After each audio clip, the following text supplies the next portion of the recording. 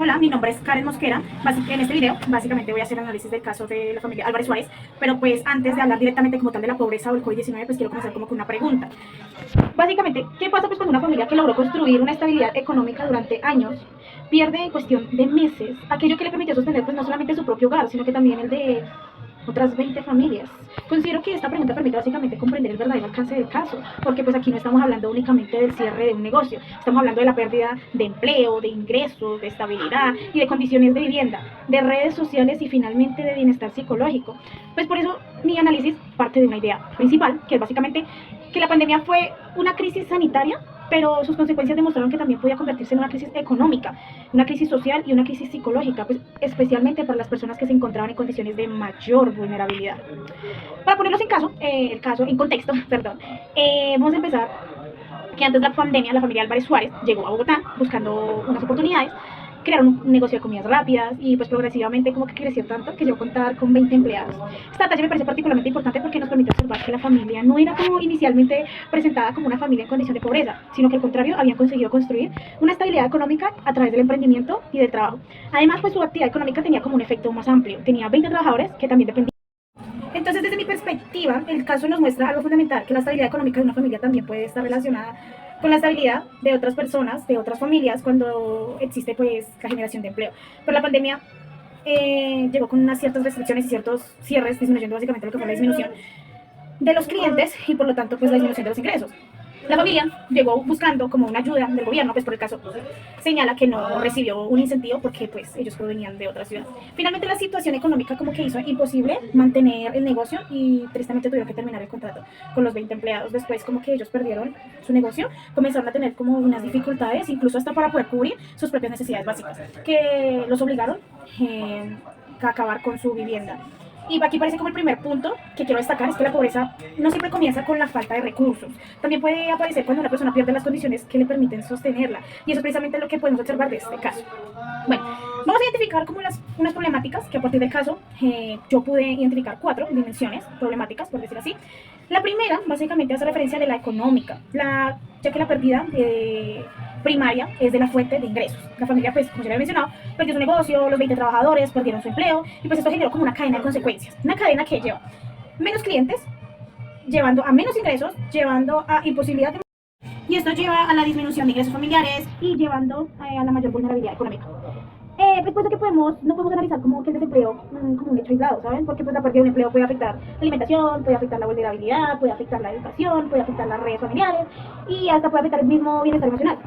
Bueno, como segunda dimensión que lo voy a identificar fue la dimensión social, que es que básicamente la familia tuvo que abandonar Bogotá para regresar a Medellín, donde se encontraba pues gran parte de su familia.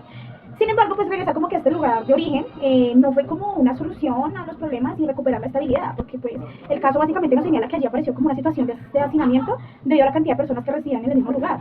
Y esto es importante porque pues básicamente la vivienda dejó de ser solamente un espacio para vivir y se convirtió también en un factor de riesgo frente al contagio. El mismo caso pues nos menciona que hay una relación entre el hacinamiento con los contagios de COVID-19, ya que la falta de ingresos posteriormente con los problemas de salud mental. Aquí podemos identificar pues algo como que muy importante, es que una problemática puede convertirse en la causa de otra, ¿sí? La pérdida del empleo aumenta la vulnerabilidad económica, ¿cierto? La vulnerabilidad económica obliga a tomar determinadas decisiones sobre vivienda. Las condiciones de vivienda pueden aumentar la exposición al contagio y pues todo esto puede afectar el bienestar psicológico. Bueno, como tercera dimensión que logré identificar fue la dimensión de la salud mental, ¿sí? Esa es básicamente es una que considero especialmente importante, porque pues desde nuestra formación como estudiantes de psicología, cuando analizamos como una crisis como la pandemia, sería pues muy limitado quedarnos únicamente con cifras de desempleo o pobreza, porque pues la persona básicamente no experimenta como una crisis únicamente desde el lado económico. También hay personas que lo experimentaron de una forma más emocional, por decir así. En este caso, pues la familia pasa de tener como un proyecto de vida construido en Bogotá a perder su negocio, sus ingresos y parte de la estabilidad que ya había conseguido. Después debieron trasladarse a otra ciudad y convivir en condiciones de hacinamiento. Es por eso pues que podemos comprender que las condiciones sociales y económicas también pueden como de cierta forma convertirse en factores que afectan el bienestar psicológico. Y pues aquí donde hay una precisión, o quisiera yo hacer una precisión, y es que no sería tan correcto afirmar pues, que una situación económica produzca automáticamente un trastorno psicológico, pero sí podemos reconocer que hay ciertas condiciones como por ejemplo la pérdida del empleo, la incertidumbre económica, el hacinamiento, los cambios familiares, una emergencia sanitaria, constituyen como situaciones de alta presión para todas las personas.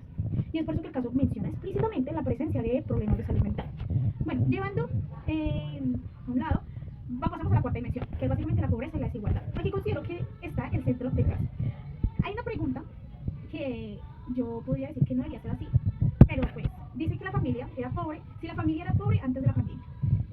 creería que esa pregunta debería ser: ¿qué tan preparada estaba esa familia para enfrentar una crisis que eliminaría el principal a su principal tema? Esta diferencia es importante porque pues la familia había construido como una estabilidad económica, pero esa estabilidad dependía de que el negocio pudiera funcionar. Cuando esa posibilidad, pues de cierta forma desapareció, aumentó su vulnerabilidad. Es por eso pues que el caso pues nos permitiría como entender que la pobreza y la desigualdad como un fenómeno que no solamente están relacionados en cuanto al dinero, sino que tiene una persona, sino que también con las oportunidades, los recursos y las condiciones que tienen pues para enfrentar como dichas situaciones adversas. La actividad precisamente plantea que analizar el caso desde la relación entre el COVID-19, la pobreza y la desigualdad. Para darle respuesta a unas preguntas que nos fueron planteadas, ¿cuál es mi percepción de la problemática?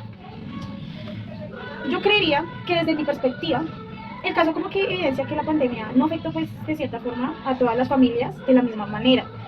El virus se podía representar como una amenaza sanitaria pues para toda la población, ¿cierto? Pero las consecuencias económicas y sociales dependían de las condiciones y las condiciones particulares de cada familia. Una persona con empleo estable, ahorros, vivienda adecuada y redes de apoyo podía tener de cierta forma mayores recursos para enfrentar una crisis. En cambio, una familia cuyo sustento dependía directamente de un negocio que tuvo que cerrar podía quedar rápidamente en una situación de vulnerabilidad, como es el caso de esta familia. Es por esto pues, que considero que la pandemia hizo como más visible las desigualdades existentes y al mismo tiempo como que generó nuevas situaciones de vulnerabilidad. Esto nos permite básicamente comprender que hablar de desigualdad no significa pues solamente hablar de personas que tienen más dinero que otras. También significa preguntarnos quién tiene más posibilidades de recuperarse cuando ocurre una crisis. Bueno, pasamos a la segunda pregunta, está relacionada con las repercusiones económicas, sociales y políticas. Desde la perspectiva de las persecuciones económicas, en el ámbito económico yo creía que podemos encontrar pérdida de empleos, reducción de ingresos, cierres de negocios, dificultades para satisfacer necesidades básicas. En el caso analizado, pues yo creo que estas consecuencias pueden observarse claramente pues, con la pérdida del negocio y de los 20 puestos de trabajo, ¿sí? En el caso de la desde la perspectiva de los sociales, en el ámbito social yo creía que encontramos el desplazamiento, el hacinamiento, los cambios en las dinámicas familiares y las dificultades relacionadas con las condiciones de vida, ¿sí? La familia pues tuvo que regresar a Medellín, enfrentarse allí a condiciones diferentes, a las pues, condiciones que a las cuales tenían anteriormente.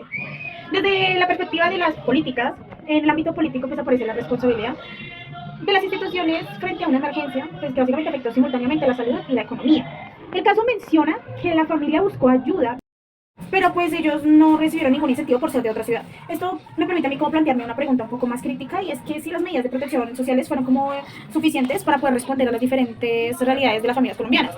Pues yo creía que no necesariamente tenemos que responder un sí o un no, así de manera absoluta, sino que pues yo creía que lo importante aquí es reconocer que el caso muestra una dificultad concreta de acceso al apoyo institucional. Algo que a mí me puso a pensar de todo lo que he hablado es que como que hay ciertos términos o ciertos conceptos que podemos observar que se relacionan en sí, como por ejemplo está el desempleo, la pérdida de ingresos, con la vulnerabilidad económica, las dificultades de vivienda, el hacinamiento, el riesgo de contagio y podemos meter aquí la afectación al bienestar, ¿sí? Y pues yo veo que esto demuestra como que las problemáticas sociales están interconectadas, ¿sí?